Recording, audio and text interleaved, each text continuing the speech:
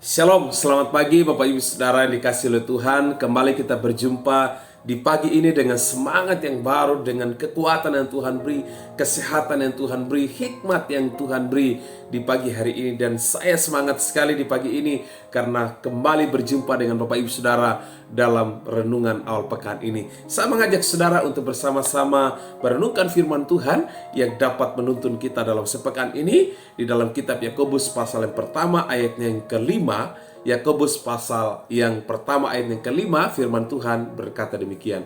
Bila kamu meminta kepada Allah, kamu harus percaya. Jangan bimbang kepadanya. Orang yang bimbang sama seperti gelombang laut yang ditiup angin ke sana kemari. Saudara perhatikan, bila kamu meminta kepada Allah, kamu harus percaya. Jangan bimbang kepadanya. Orang yang bimbang sama seperti gelombang laut yang ditiup angin ke sana kemari.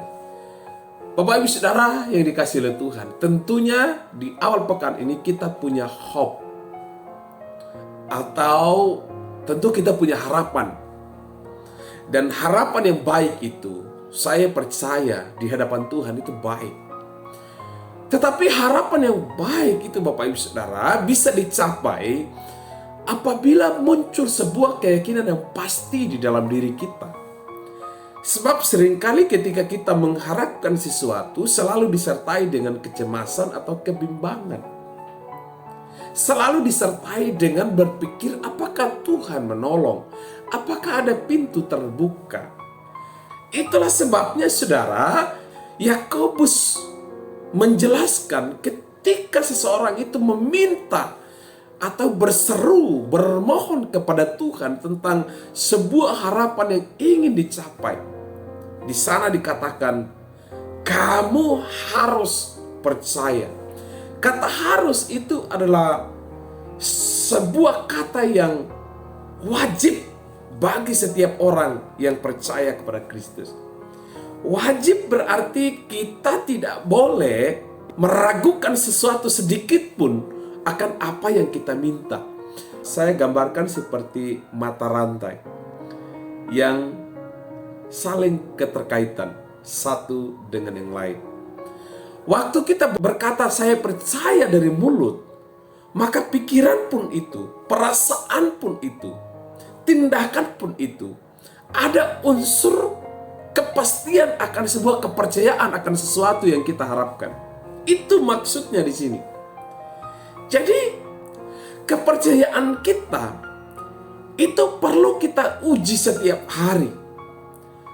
Apakah saya ini ada di posisi percaya tapi ragu, atau percaya sekalipun belum melihat sesuatu yang baik?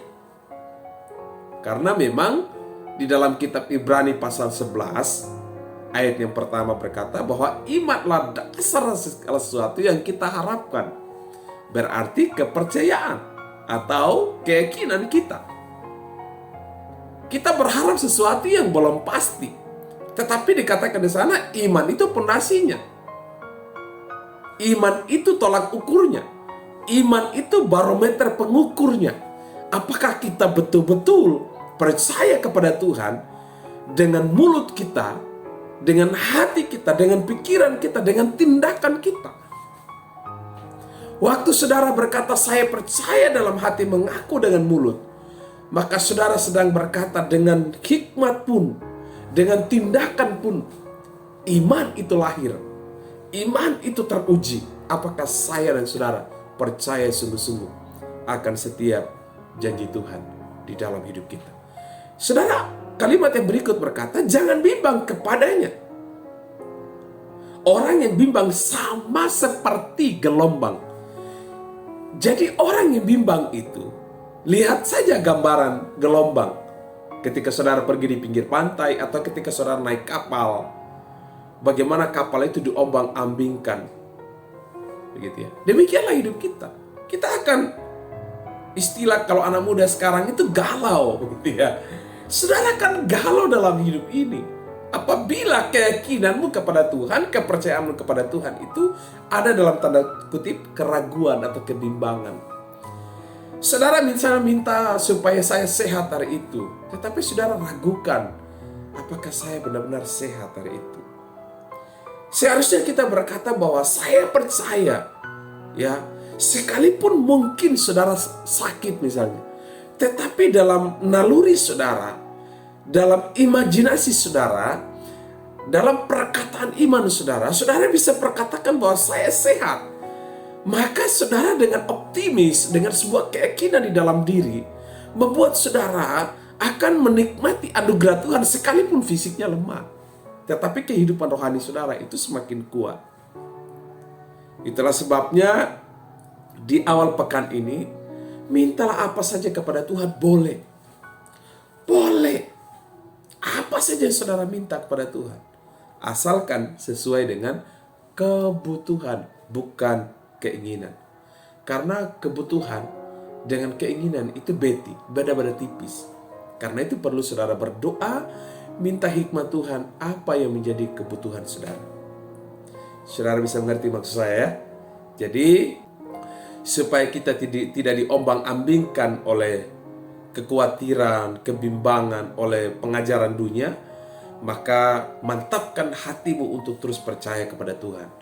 Sebab orang yang percaya kepada Tuhan, Alkitab mencatat, itu lebih berbahagia daripada orang-orang yang hidup di dunia ini yang tidak mengenal Tuhan.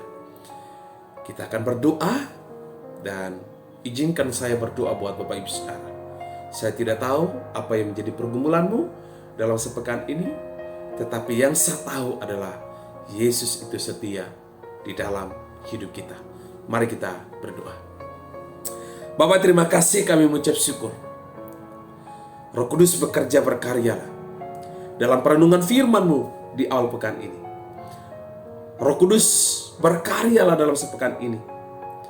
Dan biarkanlah kebenaran firman Tuhan yang kami sudah dengar, kami sudah pelajari, akan memantapkan iman kami untuk terus percaya. Terima kasih ya Tuhan, kami mengucap syukur buat firman-Mu di awal pekan ini. Roh Kudus menolong kami, memberi kami kesehatan, kekuatan, memulihkan kami, sehingga di awal pekan ini kami terus bergairah, kami terus bersemangat untuk bekerja, berjuang, berusaha, dan kami akan melihat bagaimana karya dan kasih karunia Tuhan terus berlimpah di dalam hidup kami. Kami mengucap syukur, ini doa kami di dalam nama Tuhan Yesus. Kami berdoa, haleluya, haleluya, amin. Puji Tuhan Bapak Ibu, demikianlah renungan di awal pekan ini. Selamat berjuang, Tuhan Yesus memberkati. Shalom.